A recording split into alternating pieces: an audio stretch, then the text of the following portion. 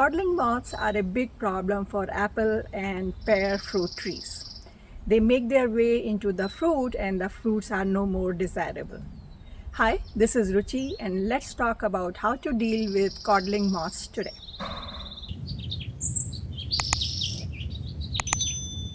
So in the beginning of spring, codling moths, both female and male, they mate and the fertilized eggs are laid into the flowers of apple and pear trees. Once the fruit is set, the moth makes its way into the fruit and that's where it grows. So both the fruit and the moth inside the fruit, they grow. It makes tunnels inside the fruit to feed itself, and once it gains enough strength and it is mature, it leaves the fruit. And then it is adult, so it mates with other moths and the cycle continues. Now the fruit that got infested with the moth is no longer desirable because it has those tunnels inside it, and of course sometimes it just falls off the tree. So there are many ways of solving this problem, but if you want to keep your fruits organic, you have very few options. One of the very innovative ways is no-mate twist ties. So these are twist ties that you tie on the top of your trees, and each of these ties is infused with female pheromones or female perfume. So what happens is that once you have the tie on the tree, when the male moth arrives, instead of going to the actual female moth, it is lured towards the twist tie. So mating actually doesn't happen, and the female will still lay the eggs, but it will not get fertilized and moths will not be formed and your fruits will be saved.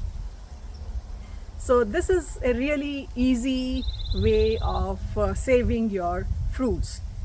So let me show you these twist ties and how to use them.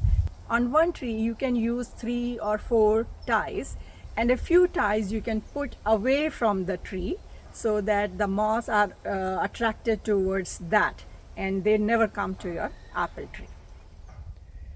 So here is one of the tie, and if you smell it, it actually has some kind of perfume.